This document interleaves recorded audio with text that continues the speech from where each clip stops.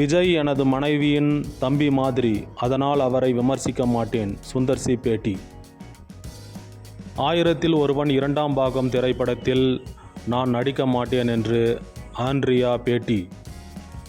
தமிழ்நாடு டாப்பில் இருக்கிறது. தமிழ்நாடை பார்த்து காப்பியடித்து தான் மற்ற மாநிலங்களும் உதவித்தொகைகள் வழங்குகின்றன. முதல்வர் ஸ்டாலின் பேட்டி. 3வது தலைமுறையினருக்கு இசையமைக்கும் இளையராஜா.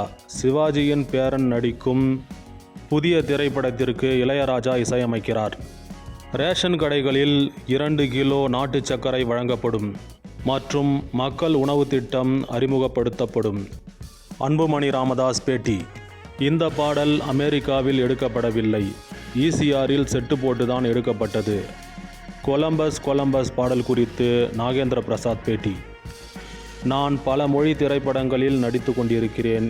எனக்கு தென்னிந்திய மொழிகள் மிகவும் பிடிக்கும். அதனை கற்றுக்கொள்ள கொஞ்சம் கால அவகாசம் கொடுங்கள். சூர்யாதான் எனக்கு இன்ஸ்பிரேஷன். நடிகர் சிரஞ்சீவி பேட்டி. அவர் அறக்கட்டளை ஒன்று வைத்துள்ளது போன்று நானும் புதிதாக ஒன்று தொடங்கப் போகிறேன்.